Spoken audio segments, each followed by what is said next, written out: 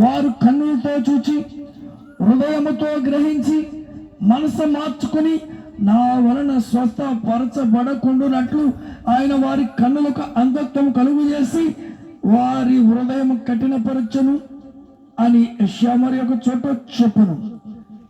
ఏమండి, ఒకవేళ వింటే హృదయంతో గ్రహించినట్లయితే దేవుని ప్రసన్నత మనకు వస్తుంది.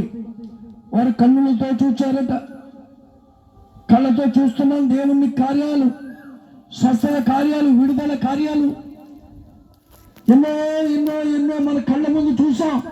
చూసినప్పటికీ కూడా మందిరానికి రావడానికి, దేవుని దగ్గరికి రావడానికి మా అమ్మాయి ఏమంటాడు, మా అబ్బాయి ఏమంటాడు, మా ఊళ్ళో వాళ్ళు ఏమంటారు, ఏంటి నేను బైబిల్ ఎట్టుకెళ్తుంటే ఏదో అంటారేమో, ఇలాగా తొలగిపోయిన వారి హృదయానికి దేవుడు ఏం చేశాడు, అంధత్వం కలుగు చేశాడు.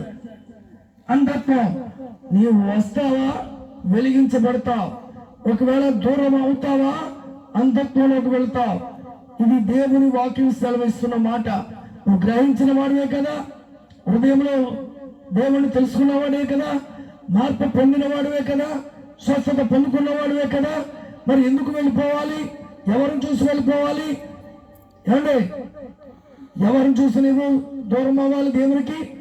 దేవుడు ఒక్కడే ఇక్కడను మరణించిన తర్వాతను నీకు నాకు మనందరికీ తోడుగా ఉండేవాడు. దేవుని స్తోత్ర. ఈ లోకములో ఎవరు తోడు రారు, ఎవరిని ఇంటికి రారు. ఎవరి మాట వినవలసిన అవసరం లేదు. అందుకొరకే నీ హృదయాన్ని జాగ్రత్తగా దేవునికి అప్పగించు. నీ కన్నులతో ఆయన చూచే కన్నులు తెరువు నాయనా, నా హృదయ నేత్రాలు తెరువు అని ఆయనతో మొరపెట్టు.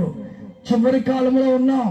50 సంవత్సరాలు అయిపోయింది, 40 అయిపోయింది, 60 అయిపోయింది, 70 అయిపోయింది. తర్వాత లైఫ్ ఏంటి? ఎక్కడికి వెళ్తావు? నీ బ్రతికేంటి? నీ స్థితి ఏంటి? అంధత్వంలోనూ ఉంటావా? అంధత్వము అనగా చీకటి, చీకటి అనగా నరకానికి మార్గము. అంధత్వం నుంచి బయటకు వచ్చి దేవుని వైపు చూస్తే ఆయనే వెలుగు. ఆ వెలుగులో నడిచిన ప్రకారం నీవు నిత్య జీవంలో ఉంటావు. అదే పరలోక రాజ్యం. అది ఇవ్వడానికి యేసుక్రీస్తు ప్రభు ఈ లోకానికి ఆయన కన్య మరియమ్మ గర్భాన్ని జన్మించి మాదిరి చూపించి పరిశుద్ధుడిగా జీవించి పరిశుద్ధతగా ఎలా జీవించాలో నేర్పించి, అంతేకాదు ఆయన మాదిరికరంగా పాపము చేయకుండానట్లుగా పాపం లేనివాడిగా ఆయన ఉండి జీవించి ఆయన కలవరి శిలువలో రక్తం కార్చి ప్రాణం పెట్టి నీ పాపము నా పాపము, మన శాపము, మన రోగము, మనం చేయవలసిన పని ఏంటో తెలుసా? ఆయన విశ్వసించడమే. ఆయన మీద సమస్తం వేసుకుని విడిపించిన దేవుణ్ణి ఇంకా నమ్మకం వెనక్కి వెళ్ళిపోతే రేపొద్దున నిత్యరాజ్యము కోల్పోతాం. ఆయన పునరుద్ధరణగా తిరిగి లేచాడు. ప్రాణం పెట్టి తిరిగి లేచిన దేవుడికి నీ హృదయం అప్పగించుకో. కన్నులతో ఆయన చూడు. మార్పు ఎప్పుడైనా జరగాలి లోపల, క్రియ జరగాలి లోపల. ఎంతకాలం అండి? మార్పు చెందవా నీవు? మార్పు చెందవా? ఇంకేంటి? నీ బ్రతుకును మార్చుకోవా? ఈ పాట పాడతాం కానీ బ్రతుకులు మారటం లేదు. నమ్మిన వారు వెనక్కి వెళ్ళిపోయారట. ఎవరు మాట తీసుకుని వెళ్ళిపోయారు? ఎవరి గురించి తీసుకుని వెళ్ళిపోతే ఎవరి బ్రతుకు, ఎవరు బాధ్యతలు? మీ బ్రతుకు మీరే బాధ్యత వహించాలి. మీ ఆత్మకు మీరే బాధ్యత వహించాలి. మీ ఆత్మ లోపల దేవుడు పెట్టిన దీపం, ఇది ఎప్పుడు వెలుగుతూ ఉంటుంది. ఈ దీపాన్ని వెలిగించుకుంటావా, అంధత్వంలో పడేసుకుంటావా? నీ ఇష్టమే.